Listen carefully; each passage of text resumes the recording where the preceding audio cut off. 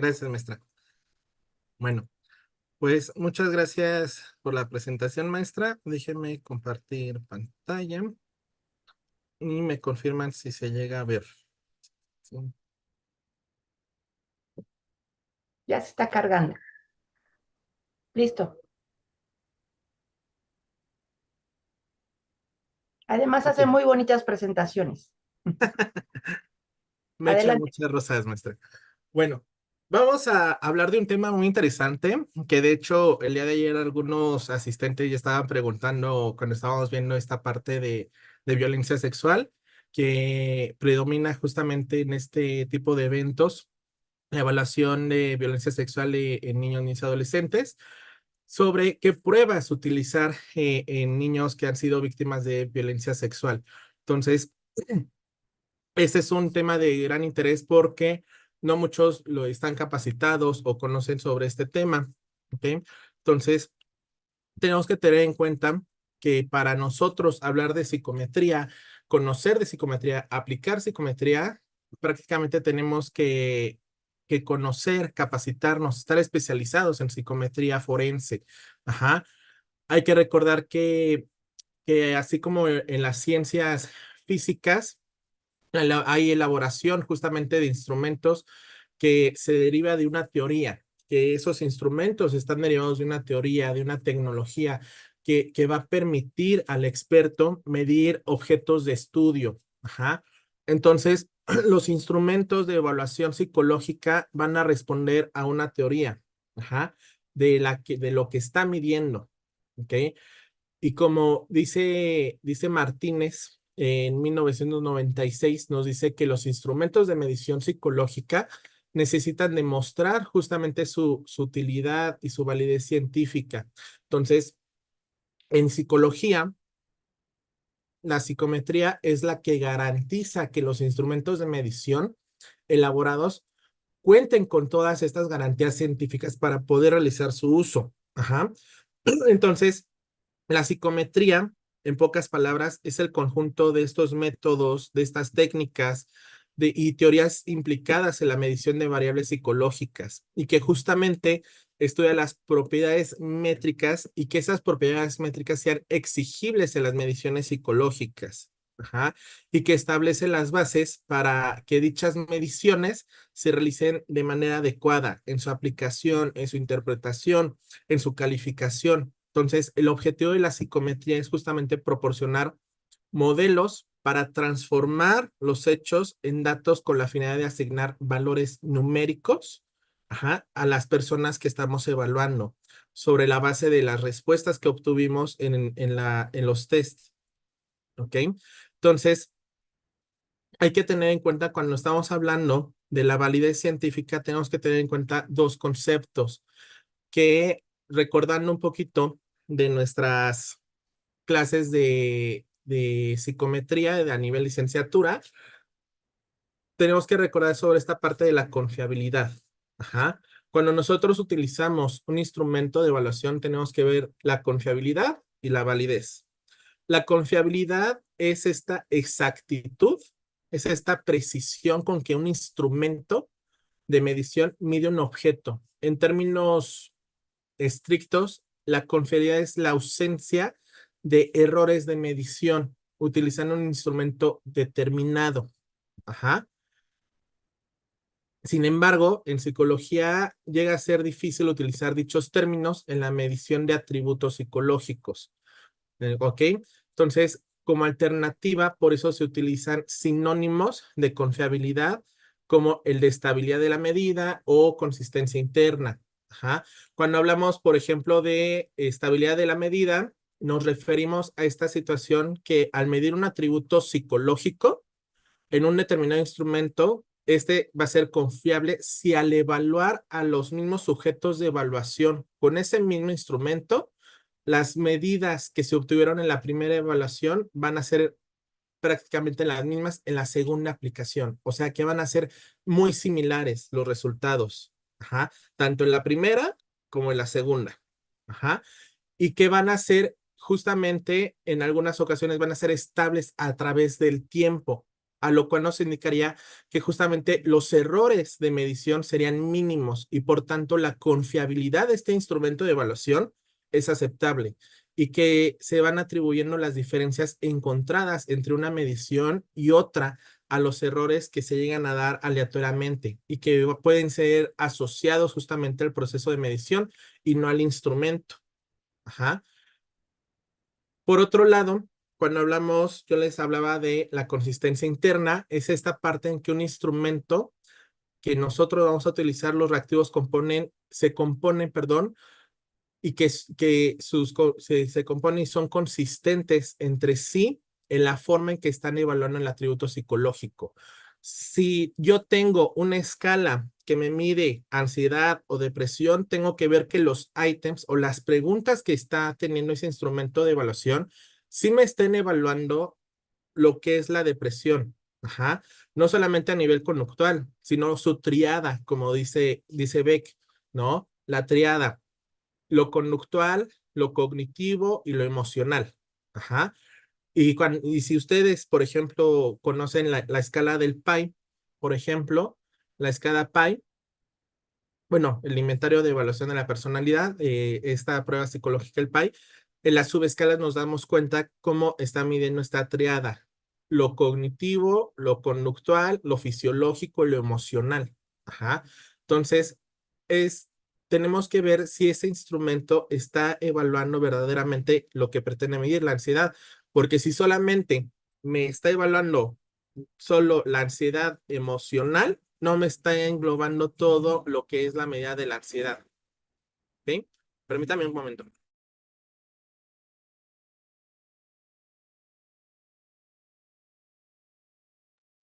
Ya, perdón, es que pasaba una motocicleta.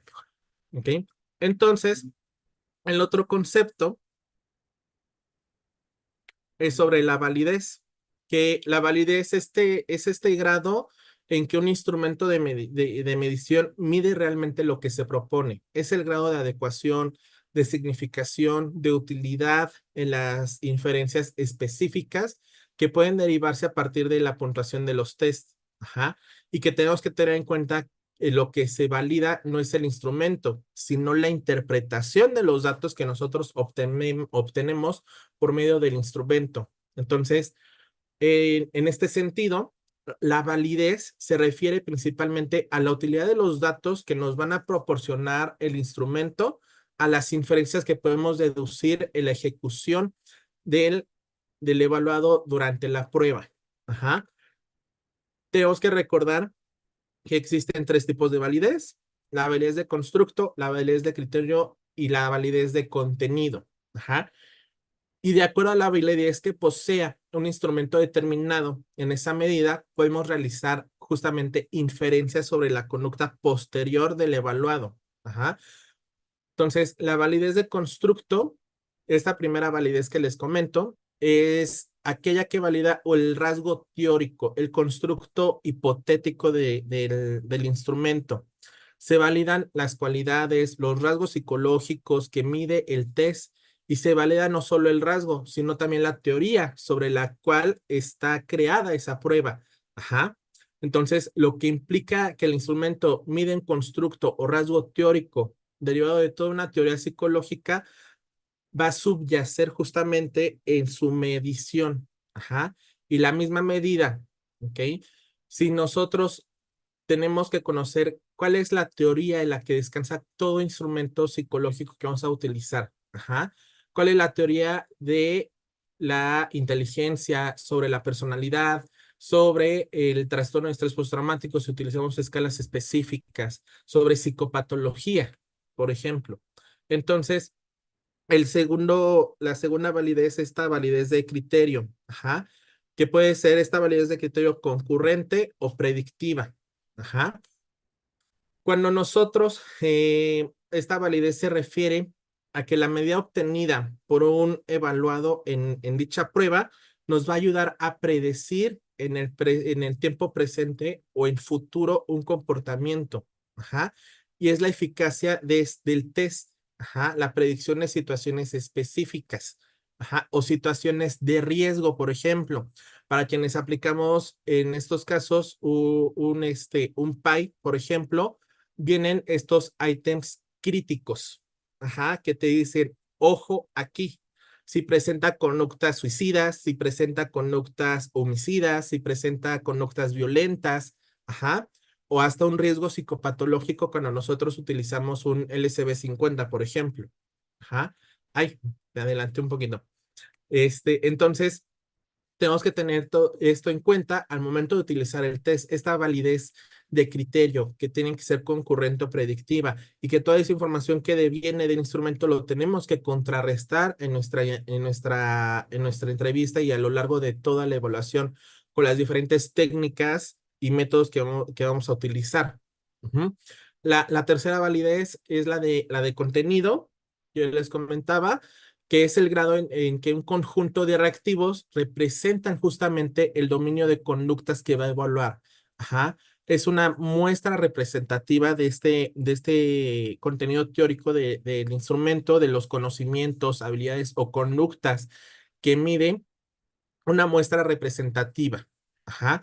Y que justamente este tipo de validez va a garantizar que los resultados que nosotros obtengamos de la prueba se puedan generalizar al contexto o a la población de que se le está aplicando a esta prueba. ¿Ok? Entonces, cuando nosotros utilizamos test psicológicos, los podemos clasificar en diversas maneras. Ajá. La primera de ellas es las objetivas y las subjetivas. ¿Ok?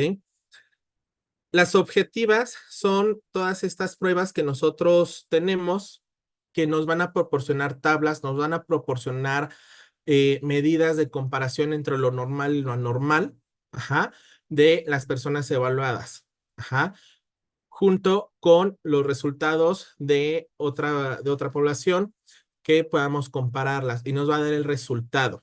Ajá. Y que justamente la interpretación va a venir especificada en el instrumento. Si yo tengo una puntuación de T89 en depresión, me tengo que ir a la prueba y qué me interpreta o cuál es la descripción de que mi evaluado, mi evaluada salga con una puntuación T89 en la escala de depresión. Y eso es lo objetivo. No queda en lo subjetivo del evaluador. ¿Ok? Entonces, de los ejemplos que nosotros comúnmente conocemos, están algunas en pantalla. Está el SENA, el MPI-A, el PAI-A, el MPI-2RF. Entre estas pruebas son las que nos dan un perfil, como la que se muestra en pantalla, un perfil en el que nos sitúa justamente en lo que se sale de lo normal y lo anormal. Ajá. Y referente a cómo se va a situar el evaluador y cuál es el significado de que salga alto, por ejemplo, en depresión, que salga alto en conductas problemáticas, en problemas de control de la ira o etcétera. Ajá.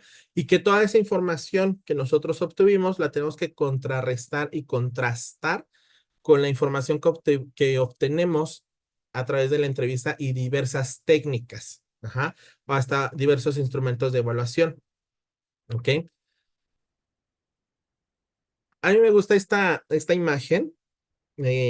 Cuando estaba haciendo estas diapositivas, estaba buscando una imagen que representara lo subjetivo y creo que esta lo representa adecuadamente. Ay, lo representa adecuadamente. ¿Por qué? Porque las pruebas subjetivas son aquellas pruebas en que la interpretación va a estar sujeta a la ejecución del evaluado y que va a descansar en nuestro juicio como evaluadores. Ajá. Y que a su vez pues dependen de cierta teoría sobre lo que descansa la prueba, de lo que nos describe la prueba, ¿no? Pero aunque haya líneas generales de interpretación, ajá, que tengan su propio manual y todo, no dejan de ser pruebas subjetivas que solo van a ser interpretados de diferente manera por cada evaluado, perdón, por cada evaluador. Ajá. Y creo que esta imagen lo representa, ¿no? Para unos, ese número que está en el piso puede ser un 9, para otros un 6. Es lo que sucede, por ejemplo, con las pruebas proyectivas, ajá, que comúnmente conocemos, ajá, que puede ser el HTP, la figura humana, o etcétera, que en algunos casos no descansa sobre una teoría justamente específica, tradicional, o que esté homologado para para todos los países, para toda la población que se tiene que medir, ¿no? Estas pruebas proyectivas justamente descansan en lo que se percate el evaluador. ¿Qué es lo que ve el evaluador? Para unos, por ejemplo, una mano puede representar que sea una garra, otros puede representar que sea una manopla, ¿no? Que otros puede representar que sea, o que no tenga manos, ¿no? O que sea un muñón. Ajá. Y hasta algunos casos, hay colegas que cuando no le encuentran una forma, aunque vean el manual, como no tiene un ejemplo en algunos manuales, o sacan una copia de la copia de la copia y no nada más dice un renglón, mano de la manopla, y no sale la figura que es esa mano de manopla, por ejemplo, le preguntan, ¿no? A un colega, oye, ¿y tú qué mano le ves? No, pues yo lo veo como de garra. No, pero es que yo lo veo como de manopla o como un muñón. Entonces, ese es el problema de las pruebas proyectivas, ajá, que descansan en la interpretación del evaluador, qué es lo que se percata el evaluador, perdón, de cómo cómo formó cómo se dibujó la figura, ajá. Entonces, un ejemplo es claro, para algunos, yo les comentaba, para algunos puede ser pequeño este dibujo de este niño, de la personita puede ser pequeño, para otros va a ser grande, para mí pueden ser ventanas abiertas o ventanas cerradas, para otros una puerta pequeña, ¿no? Entonces, hay que tener mucho cuidado al utilizar este tipo de pruebas, y que justamente la APA, se los vamos a compartir para quienes están en los grupos de WhatsApp, no hay ningún problema, estos textos, y se los vamos a compartir a quienes se inscribieron al evento, que la APA justamente da unos lineamientos de que nosotros como psicólogos, y más como psicólogos forenses, al utilizar pruebas proyectivas, tenemos que referir en nuestro dictamen las limitaciones que tienen las pruebas proyectivas. De hecho, los manuales, hay algunos manuales de las pruebas proyectivas. Por ejemplo, yo lo encontré en el HTP de Vogue, el que les acabo de enseñar, y en otro de Karen Rocher, que refieren que no podemos, y al utilizar pruebas proyectivas, no nos podemos basar en un solo criterio para determinar que la persona, niño, niña, adolescente o persona adulta, porque dibujó de manera rasgada, ¿no? O líneas entrecortadas, significa ansiedad. No, por un solo rasgo no podemos deducir que presenta ansiedad, sino que tenemos que evaluarlo con otras técnicas e instrumentos de evaluación. Ajá. Entonces, no, por un rasgo único no podemos determinar que la persona en su dibujo presenta ansiedad. Ajá. Tenemos que ver justamente en los manuales, ahí lo dice, tenemos que ver otras fuentes de información, otros instrumentos de evaluación. ¿Ok? Entonces, también podemos clasificar las pruebas en su modo de aplicación, que puede ser individual, que puede ser colectiva, también en su ejecución a lápiz y papel, pueden ser orales, ajá, pueden ser de manipulación y ejecución, o pueden ser mixtas. Y más las pruebas neuropsicológicas, que van a ser mixtas. Algunas pueden ser de manipulación, pueden ser de ejecución, va a ser oral, va a ser de lápiz y papel. Ajá. Y al día de hoy, recuerden que como la sociedad avanza, la tecnología avanza. Y si la tecnología avanza, la sociedad tiene que avanzar. Al día de hoy, ya muchas de las pruebas que tenemos, ¿no? Todo este repertorio, ¿no? Todo este catálogo que tenemos de pruebas ya está pasando a una calificación computarizada. Permítame.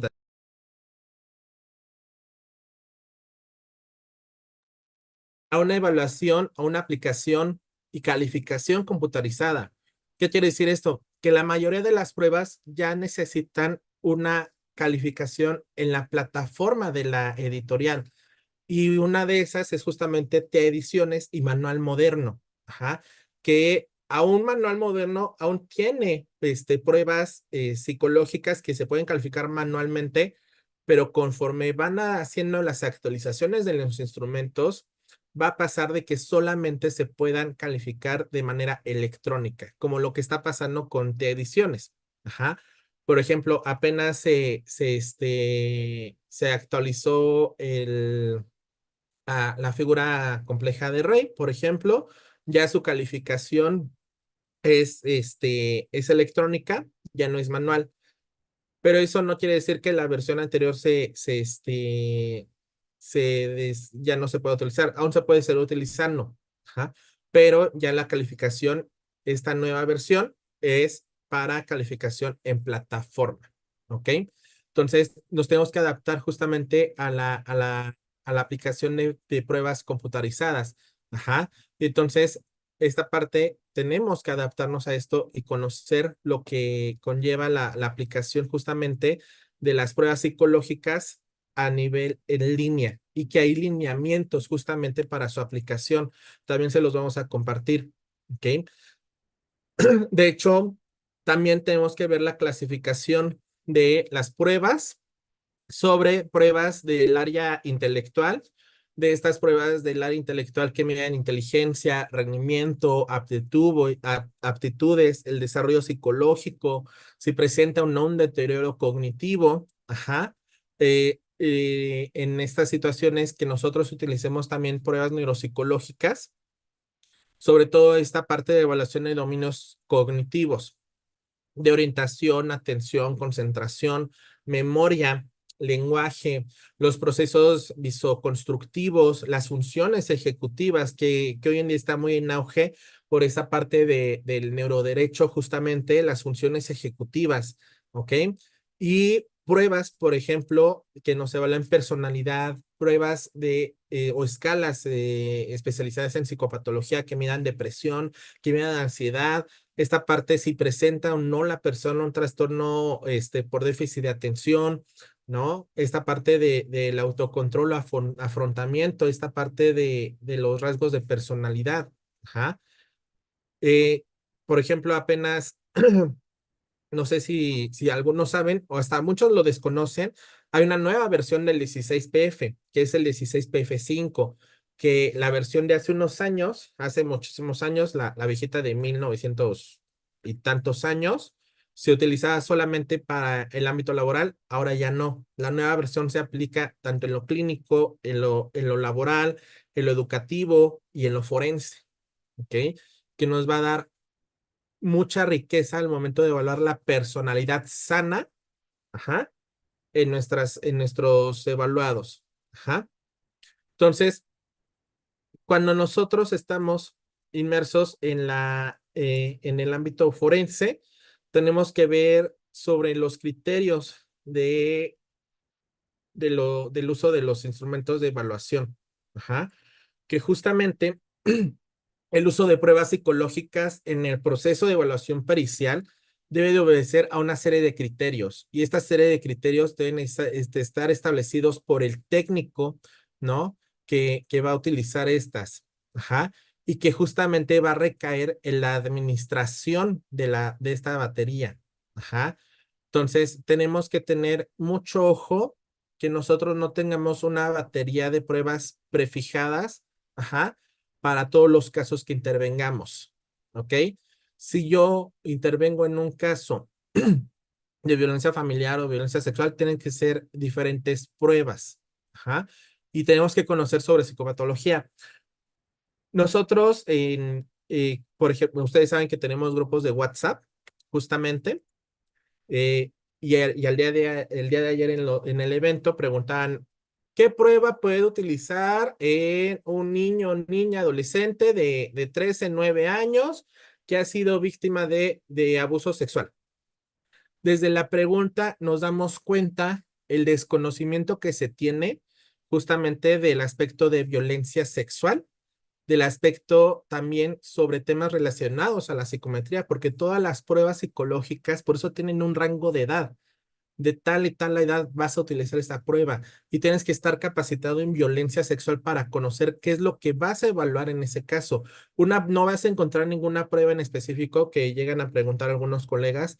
¿Qué prueba puedo utilizar para una niña o niña adolescente de 15 años que su padrastro, de tantos años, la agredió sexualmente durante casi 4 años?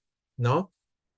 Así tan específico no lo vas a encontrar. Tienes que conocer sobre el aspecto teórico, el aspecto práctico también de la evaluación en violencia sexual para poder saber qué es lo que pretendes medir, qué es lo que pretendes utilizar. Porque si nosotros desconocemos esto, vamos a dejar ahora sí que en vulnerabilidad a la persona evaluada. Ajá. Y tenemos que estar entrenados en la prueba, porque no solamente basta que nos pregunten en juicio oral qué pruebas utilizamos, sino también nos preguntan si estamos capacitados para utilizar esa prueba psicológica. Y que hoy en día, y no voy a dejar mentir la maestra Claudia, en algunas situaciones hasta los abogados de la defensa llevan los manuales de las pruebas o llevan asesores técnicos, ajá, y que van preguntando sobre la prueba que se está utilizando, ¿ok? Entonces, regresando a esta parte de los criterios del uso del instrumento de evaluación que vamos a utilizar, tenemos que checar su utilidad. ¿Me ofrece información relevante sobre el caso para dar esta contrastación de mis hipótesis? Recuerden que toda evaluación pericial tiene que tener esta hipótesis y tiene que ser una hipótesis afirmativa y la nula. Ajá. Puede ser completado por la persona evaluada. Ajá. Si yo estoy entrenado adecuadamente en su administración, en su corrección, en su calificación. Ajá. Tenemos que ver la calidad científica, lo que yo les comentaba, la confiabilidad y la validez. Y no solamente eso. Ajá, si la prueba está normativizada a la población que voy a aplicarla, si está adaptada para niños, niñas, adolescentes, si está adaptada a adultos o adultos mayores. Ajá. Y justamente tenemos que ver el tiempo. En lo forense, lamentablemente, tenemos escaso tiempo y tenemos que adaptarnos a la evaluación y adaptarnos a la persona evaluada. Hay que elegir instrumentos que sean sencillos de contestar y que sean breves de aplicación. Por ejemplo, por eso el PAI-A, el PAI de adolescentes, tiene muchas de estas pruebas que son de TEA y algunas escalas tienen una versión breve. Ajá, que la persona va a contestar ciertos ítems en determinado tiempo. Si el PAI, por ejemplo, tiene 344 preguntas y su tiempo estimado de aplicación para la prueba completa es de 40 minutos, pues con la versión abreviada, la versión de screening, pues esos 40 minutos se convierten en 20 minutos y así puedo aprovechar el tiempo para profundizar en otras técnicas de evaluación que voy a tener con mi persona evaluada. Ajá. Tenemos que tener en cuenta eso. Por ejemplo, muchos dicen, hay que aplicar una escala Wechsler a tal persona. En el ámbito forense no llegan a ser funcional, justamente por toda la dinámica que llegamos a utilizar, porque en un momento que nosotros, no sé, nos citan a reclusorio, solo tenemos 4 horas para entrevistar y evaluar a la persona que fuimos a visitar, ¿no? O en situaciones que solamente el tiempo lo apremia cuando tenemos asuntos urgentes para quienes estamos en instituciones o con detenido. Lo que conocemos con detenido es de que está la persona detenida porque la agarraron infraganti y necesitan la evaluación en menos de 24 horas o en 24 horas o hasta antes de que se cumplan las 48 horas. Ajá. Entonces, tenemos que priorizar el tiempo. Ajá. Tenemos que saber qué instrumentos podemos aplicar, cuáles instrumentos nos pueden servir. Ajá. El tiempo disponible que tenemos. Ajá. ¿En qué parte del proceso está la persona? ¿Ok? Entonces, hay algunas precauciones que tenemos que considerar al momento de utilizar pruebas psicológicas. ajá, y que van a minimizar algunos indicadores de distorsión, porque muchas de las pruebas ya psicométricas tienen escalas de distorsión. Esta impresión negativa, la escala de impresión negativa, impresión positiva, esta escala de inconsistencia en las respuestas. Ajá. Tenemos que tener mucho cuidado en que nuestro evaluado tenga que complementar eso en niños, niñas y adolescentes también. Ajá. Que tiene que completar el test y en nuestra presencia no lo podemos dejar en una banca. Yo me voy a otro lado, respóndame esta prueba y ahorita regreso con usted. No. ¿Por qué? Porque si nos tenemos que dar cuenta si tiene dudas, si comprende las preguntas, si está cansado, si está aburriendo, ya lo está contestando al azar. Y si no me doy cuenta de estos aspectos, me va a alterar los resultados de las pruebas. Ajá. Cuando yo estoy evaluando a niños y niñas, están contestando algún test psicológico, alguna escala, y se lo estoy aplicando de manera presencial, y estoy con ellos, hasta se quedan viendo hacia la pregunta y mueven la cabeza, como que le intentan encontrar forma a la pregunta, y es cuando le tienes que preguntar a este niño o niña adolescente, oye, ¿tienes alguna duda? Sí, es que, ¿qué quiere decir esto? A ver, ¿qué dice la frase? Dice que en todo momento me siento mal. Ajá, o me siento infeliz. ¿Qué es infeliz? Que te sientes triste, que no tienes ganas de hacer nada, ¿no? Le tienes que explicar conforme a sus palabras también. Ajá. Entonces, ya cuando tú le explicas lo que quiere decir la frase, ya te lo puede complementar, ya te la puede complementar, ya la puede contestar. Ajá. Entonces, también tenemos que ver si la persona evaluada se le aplicó esa prueba con anterioridad. ¿Por qué?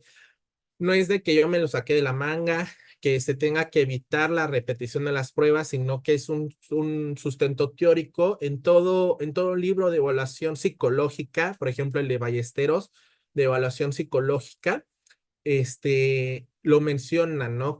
Y todo libro de psicología forense lo refiere, que se debe de preguntar a la persona que vamos a evaluar si ha sido evaluado con esa prueba con anterioridad. ¿Para qué? Para evitar esta parte del aprendizaje de la prueba. Ajá. Y que muchas veces dice, sí, ya me lo aplicaron. Ok, tenemos que conocer otros tipos de pruebas. No nos podemos quedar con una batería fija, porque en dado caso que a la persona hace 2 meses o hace un mes le aplicaron la misma prueba de inteligencia que yo le voy a aplicar y solo conozco esa y no le voy a aplicar nada, entonces, ¿qué hago? Ahí se ve mi desconocimiento de pruebas psicológicas. Mínimo tenemos que conocer 2 o 3 pruebas de las áreas que vamos a evaluar: inteligencia, neuropsicología, personalidad, pruebas, o escalas específicas de psicopatología. Ajá. Entonces, también tenemos que ver estos aspectos. ¿Ok?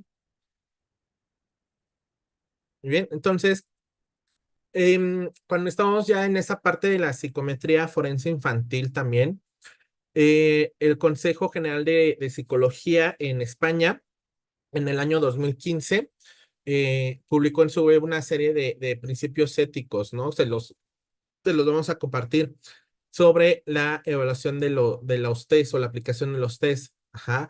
Y que de hecho, no le cambió de diapositiva, ¿eh? Que de hecho, en su página web, la comisión de los test lleva diferentes actividades y proyectos encaminados justamente a velar la calidad y el buen uso de los test. Ajá.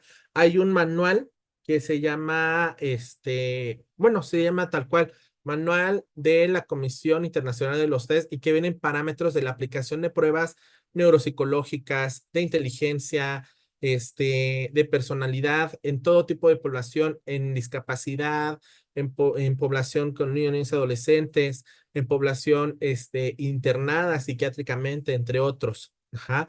Entonces, además de impulsar algunos cursos, la Comisión Internacional de los Test, la mayoría de los proyectos que realiza están destinados justamente a la divulgación de información relevante de los test. Ajá. Ya sea como los códigos éticos, les vamos a pasar la página, porque ahí vienen justamente parámetros para la evaluación en personas con discapacidad, que generalmente nos llegan a preguntar, para evaluación a distancia, la telepsicología, ajá, sobre cómo se puede utilizar estas pruebas, ajá, y de códigos de buenas prácticas en el uso de cada test, ajá. La traducción de esas directrices también están disponibles, las recomendaciones internacionales de manera existente y la evaluación de la calidad y característica de los test que están, a la venta, ajá, y que justamente la comisión de los test nos dicen que en el ámbito de la evaluación en protección de niños y adolescentes pueden emplearse diferentes test que, que pretendan evaluar inteligencia. Tenemos que evaluar personalidad en caso de adolescentes, o rasgos en niños, pequeños. Esta parte de la adaptación familiar, social, esta parte de las habilidades de cuidado, ajá, el tipo de vínculo que tiene con su cuidador, ajá, el desarrollo evolutivo, sus aptitudes, su dinámica familiar, ¿ok? Entonces, de esta parte,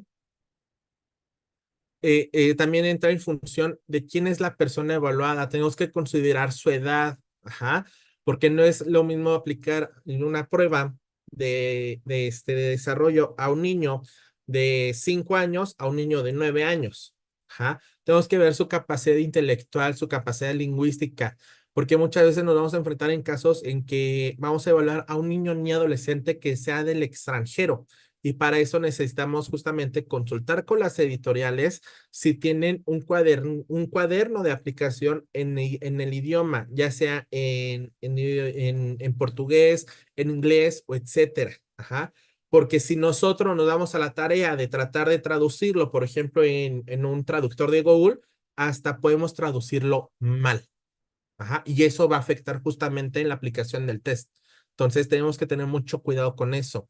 Tenemos que ver su nivel de desarrollo, porque no es lo mismo aplicar una prueba de un niño de 6 años, 11 meses, que va a cumplir ya 7, a un niño de 4 años, que apenas va a cumplir los 4 años, de 3 de 3 8, de 3 años con 8 meses. Ajá. Y hasta su nivel, de cultural, ajá, su nivel escolar, ¿ok? Porque no le podemos implementar, una prueba de inteligencia, por ejemplo, unas escalas Wessler, por ejemplo, a un niño que ha tenido nula escolaridad, por ejemplo. Ajá. Entonces, hay que tener mucho ojo ahí.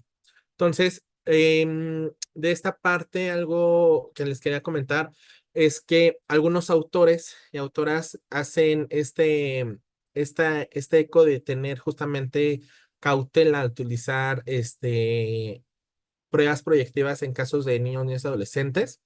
Ajá, y especialmente a la hora de extraer las conclusiones, las interpretaciones de esos resultados. Entonces, no se puede olvidar que muchos de los test utilizados para valoraciones de cuidadores y de niños y adolescentes en situaciones de desprotección, en situaciones de maltrato, a lo que estamos hablando de abuso, por ejemplo, son los que usan para el ejercicio clínico y las características psicométricas de estos instrumentos proyectivos. Esta validez y confiabilidad no provienen del campo de la psicometría. Ajá. Por lo que justamente Arce y Fariña, en 2002 nos refieren justamente que debe ser limitado el uso de este tipo de pruebas. Ajá. No deben ser exclusivas. ¿Ok? Entonces, yo les hablaba de las pruebas neuropsicológicas, de las que podemos utilizar. Y de las evaluaciones neuropsicológicas tenemos que tener en cuenta cuando se evalúa a niños, niñas y adolescentes, es importante señalar en qué etapa de desarrollo tiene, si este niño ni adolescente presenta un retraso en su normal desarrollo, si presenta un deterioro neurológico o neurocognitivo, ajá, y de cómo se puede presentar de manera diferente que en adultos, ajá. Entonces, hay algunas pruebas que nos ayudan a esto. Aquí están los ejemplos. Mm, yo les invito, aquí en consultoría tenemos justamente, ya está próximo a aperturarse el diplomado en psicometría forense. Muchas de las pruebas que les puse aquí están dentro de ese diplomado. Ajá. Se profundizan. Se ve la aplicación, la interpretación y en qué casos lo podemos utilizar. Ajá. Entonces, De estas son algunas, hay más, no, no tienen que ser exclusivamente estas. De las que más utilizo es justamente el Neuropsy, el test de la figura compleja de Rey, y en situaciones que yo tenga sospecha de que este niño o niña adolescente presenta un trastorno de déficit de atención con o sin hiperactividad, están estas escalas que les presento. Y que de hecho, cuando nosotros estamos evaluando en casos de desarrollo de niños y adolescentes, ¿verdad? Tenemos que ver si presenta o no algún trastorno de conducta también. Y que justamente un trastorno de conducta conlleva a nivel neuropsicológico. Ajá. Tiene un origen hasta neuropsicológico. ¿Ok?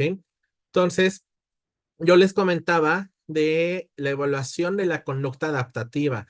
Cuando nosotros estamos en esta parte de la conducta adaptativa, las evaluaciones de este ámbito dependen de las observaciones de la historia de vida de este niño ni adolescente, las escalas justamente de calificación que deben de abarcar las funciones de vida independiente de este niño, sus habilidades de autocuidado, de responsabilidad social, de socialización, sobre su salud, sobre su seguridad, su ocio, ajá, y su comunicación con su familia o su entorno próximo, ¿ok? Entonces, las escalas justamente que vamos a utilizar para las conductas adaptativas principalmente van a ser llenadas por un cuidador primario. Ajá, ya sea madre, padre o tutor, o hasta algunas veces en las evaluaciones van los trabajadores sociales o los psicoterapeutas que han trabajado con este niño o niña adolescente. Ajá, entonces, ¿para qué? Para saber cómo está funcionando el niño en su entorno. Ajá, y que obviamente aquí yo les puse algunas, está el ABAS, el 2 que también puede ser contestado por la persona evaluada. En algunos casos, obviamente de 3 a 6 años no se puede, igual que el SENA. La aplicación del SENA de 3 a 6 años solamente está disponible para que sean los informantes, el madre, padre o tutor. Ajá. Y que justamente el SENA, por ejemplo, a partir de 6 años, de 6 a 18 años, ajá, lo puede completar el niño ni adolescente. Pero de 3 a 18 años está la opción de que también el cuidador conteste este cuestionario. Y eso lo podemos hacer match con la información que obtuvimos de parte del niño, ajá, y con la información que obtenemos por parte del cuidador. ¿Ok? Muchos lo conocen, el TAMAI. Les repito, estas pruebas son las que vemos en el diploma de psicometría forense, justamente. Otra de las áreas que tenemos que evaluar es la de inteligencia. Cuando nosotros realizamos la evaluación de la inteligencia, va a ser considerada como una herramienta esencial. ¿Para qué? Para entender el funcionamiento cognitivo de los niños, ajá, y que contribuya al surgimiento justamente de las habilidades de las ciencias humanas. ¿Ok? Entonces, Seidler en 2018 nos dice para qué sirve identificar los propósitos de la evaluación de la inteligencia. Cuando nosotros evaluamos inteligencia es que proporciona una medición objetiva para determinar las necesidades de aprendizaje de los niños, niñas y adolescentes. Ajá. Permite justamente dar estas comparativas normativas de lo normal y lo anormal y hasta de nivel de desarrollo. Ajá. Permite también que los examinadores podamos obtener conductas que reflejen el conocimiento y las habilidades de este niño y adolescente en situaciones o en condiciones controladas y que justamente nos ayude a identificar, ajá, dificultades de aprendizaje, discapacidad intelectual o o en algunas cosas, el madre, padre o tutor quiera saber si el niño tiene un talento intelectual, ¿no? De estos niños genio, niños de oro. Ajá. Entonces, algunas escalas aquí vienen del curso que yo les comentaba al principio que vamos a obtener en línea. Vamos a ver justamente las escalas de Reynolds, el RIAS y posteriormente la escala breve de inteligencia, el Shipley, ¿no? Algo muy importante, hay que utilizar las pruebas ya actualizadas. Y una de esas es, por ejemplo, el Raven, que muchos llegan a utilizar la versión de 1900 y tantos años. Hoy en día ya está el Raven 2, que solamente se aplica, bueno, perdón, se aplica en lápiz y papel y en computadora, pero solamente se puede calificar en línea. ¿Ok? Entonces, hay que tener en cuenta esta parte de la actualización de las pruebas. ¿Ok? Algo muy importante, y bien lo comentaba, lo han comentado muchos maestros en el presente evento y en otras clases que han visto, ¿no? Y muchos expertos, es tener información de la entrevista. Ajá. Y que justamente la entrevista es la mayor fuente de información que vamos a obtener. Ajá. Y más tratando de niños y adolescentes, tenemos que entrevistar tanto a madre, padre o tutor. Toda evaluación con niño, niña, adolescente, sí o sí, tenemos que entrevistar al cuidador primario. Ajá, madre, padre o tutor, quien sea. ¿Ok?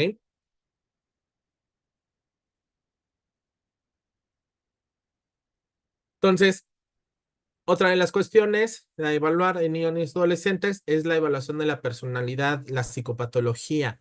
Tenemos que considerar el nivel de lectura del niño. Ajá.